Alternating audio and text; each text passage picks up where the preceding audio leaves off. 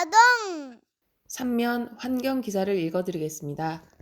줄어드는 강물, 섬진강은 바다가 되고 있다. 5월 초 제첩 가공업을 하는 웰빙 가공조합법인 대표 이명환 씨와 손틀방류 영어조합법인 대표 강진호 씨는 상복을 입고 거리에 나섰습니다. 그들은 섬진강을 살려서 제첩어업을 정상화시키고 제첩어업 허가권을 늘려 활발한 어업 활동이 가능한 환경을 조성해 달라고 외치고 있었습니다. 이들은 15년 넘게 국회의사당, 세종시, 영산강유역환경청, 수자원공사까지 드나들며 읍소했지만 아직도 실질적인 대책이 마련되고 있지 않다고 하소연했습니다. 이명환 씨를 비롯한 제첩 어민들은 광양 어민들과 함께 2017년에 섬진강 하류 주민 975명의 서명을 받아 국민권익위원회에 바다화로 제첩 생산량이 급감하니 염해 대책을 마련해 달라고 민원을 넣었습니다.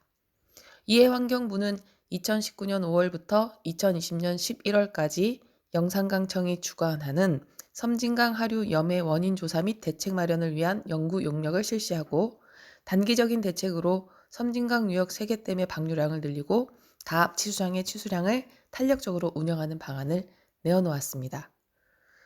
그러나 어민들은 상류에서 방류한 물이 하구까지 그대로 내려올 리 없고 다합 치수장의 경우 갈수기에 물을 뽑지 말아야 하는데 이에 관한 구체적인 언급이 없어 실효성이 의심된다는 입장입니다. 갈수기 때 공업용수나 생활용수로 쓰는 물의 양과 섬진강 생태계를 유지하기 위한 물의 양을 어떻게 나누어 쓸지가 핵심인데 이에 대한 언급은 없다는 것입니다. 또한 어민들은 2020년 말에 완료된 연구 용역의 결과에 문제가 있다고도 했습니다. 어민들은 크게 세 가지를 지적했습니다. 오래된 자료를 인용하고 직접적인 생태 연구가 없어 신빙성 결여. 제첩 생육 환경에 적정한 염도를 18psu로 설정했는데 실제는 3에서 15psu로 현실과 괴리, 다합 치수장의 증설과 염도 상승과의 상관관계 규명이 그것이었습니다. 어민들은 연구 용역을 다시 할 것을 요구했고 올해 섬진강 하류 제첩 서식 환경 실증 조사 연구 용역을 실시하게 되었습니다.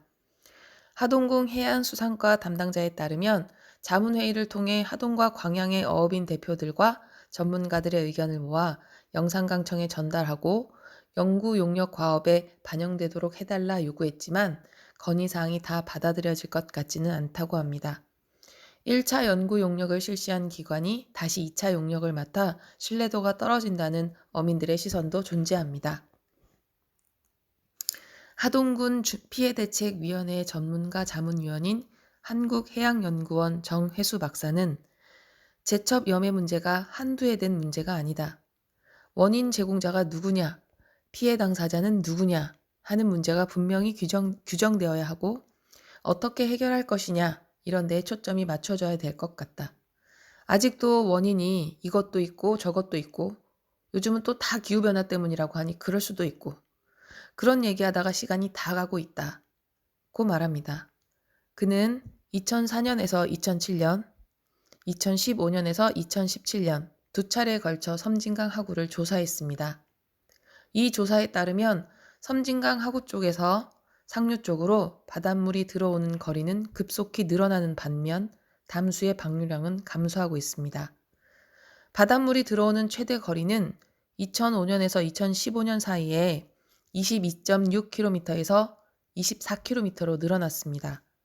정혜수 박사는 특히 물이 상륙 쪽으로 20km 이상 들어오는 경우가 2004년과 2007년 사이에 6회 발생하였는데 그중 5회가 2005년 이후에 발생하였으며 2015년과 2017년 사이에는 24회 발생했다는 연구 결과를 내어놓았습니다. 2005년은 다합 치수장이 하구로부터 26km 지점의 상류로 이전하여 기존의 25만 톤 치수 규모를 55만 톤으로 증설하고 하루 최대 40만 톤의 물을 치수하기 시작한 해입니다. 정혜수 박사는 구례 송정 관측소에서 담수 방출량을 계산해요. 예를 들어 10이 내려가니까 아래쪽에는 문제가 크지 않을 것이라고 얘기들을 하는데 그 10이 내려갔다고 하는 수치에 문제가 있다는 게 제 논문의 핵심입니다. 10이 내려가는 게 아니라 6 정도밖에 안 내려가더라. 그럼 나머지 4는 어디로 갔느냐? 다합치수장에서 뽑아갔다는 게 연구를 바탕으로 한 주장입니다. 라고 말했습니다. 그는 이 연구 논문을 하동군에도 보냈는데 보도자료를 내고 관계기관의 대책 마련을 요구하는 등 적극적으로 활용하지 않고 있다며 답답함을 토로했습니다. 바닥에는 진흙이 쌓이고 파래가 자라고 있는 섬진강. 4월에는 바다에서나 볼 수 있는 적조 현상도 빈번히 발생하고 있습니다. 어민들은 이제 섬진강이 아니라 섬진바다라고 부를 지경이라고 말합니다.